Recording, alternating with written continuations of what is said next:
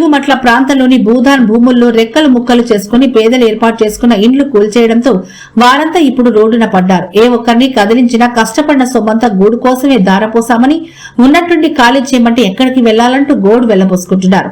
ఇప్పటికే భూమి, రోడ్లు, డ్రైనేజీ, కరెంటు పేరిట లక్షల్లో వసూలు చేశారని, ఇప్పుడు గుడిసెలు కూల్చేయడంతో డబ్బులు పోయి, భూమి పోయి రోడ్డు మీద పడ్డామని ఆవేదన వ్యక్తం చేస్తున్నారు. డబ్బులు తీసుకున్న వారు కంటికైనా కనిపించడం లేదని ఆగ్రహం వ్యక్తం చేస్తున్నారు. తమకు పట్టాలున్నాయని ముందస్తు నోటీసులు ఇవ్వకుండానే 10 ఏళ్లుగా ఉంటున్న నివాసాలను కళ్ల ముందే కూలగొట్టారని తల్లడిల్లుతున్నారు. నిలువ నీడ లేకుండా పోవడంతో రోడ్లు, ఆ పరిసర ప్రాంతాల్లోని పిల్లలతో బిక్కుబిక్కుమంటూ గడుపుతున్నారు. పిల్లలు స్కూళ్లకు దూరమవగా వారి తల్లిదండ్రులు ఆకలి దప్పికలతో అలమటిస్తున్నారు. కష్టపడి చెమటోర్చి కొనుక్కున్న ఇంటి సామాగ్రి ధ్వంసం కావడంతో వాటి పోగు చేసుకోవడంలో కొందరు నిమగ్నమయ్యారు.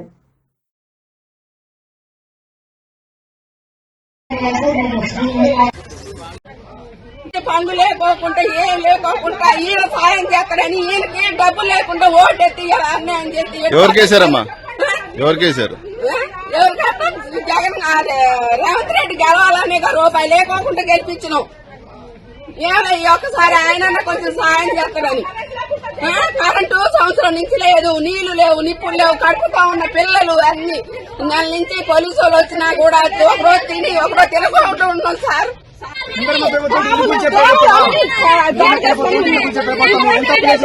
ముందుగా చెప్తే పక్కకు పోతుందా 8 సంవత్సరాల నుంచి వాడు చెప్పి బాబు మీరు చెప్తాను ఎవరు చెప్పు లేదా ఏ లేదా అటానికి వచ్చి హైకోర్టు గౌరవించరా, ఏటి గౌరవించరా, ఏమి చేయరా? ఇది న్యాయమేనా?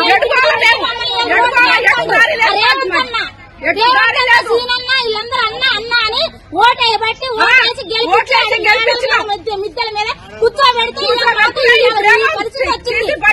పరిస్థితి తీసుకొచ్చాను మమ్మల్ని. మా ఎంగిలన్నా సంవత్సరాలు బట్టి ఉంటున్నాం.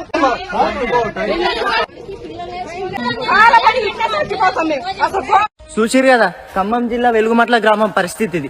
ఉన్నవాడు మేడ మీద మేడలెన్నో కట్టుతుంటే ఇక్కడ జరిగినటువంటి ఘటన తెలంగాణ రాష్ట్రం అంతా దావానంలా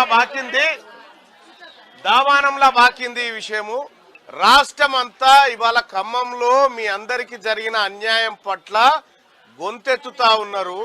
అందరూ రాజకీయ నాయకులు లేకపోతే ఇంకా స్వచ్ఛంద సంస్థలన్నీ కూడా వీళ్ళకి ఇలాంటి అన్యాయం జరగకూడదు అనేటువంటి మాట మాట్లాడుతూ ఉన్నారు. అసలు జరిగినటువంటి అన్యాయం ఏంది? ఈ అన్యాయానికి కారకులు ఎవరు? మొత్తం ఈ తెలంగాణ రాష్ట్రంలో ఇప్పుడు మీరుంటున్నటువంటి వినోబాబా నగర్ ఉంది కదా, అది ఎంత 31 ఎకరాలా?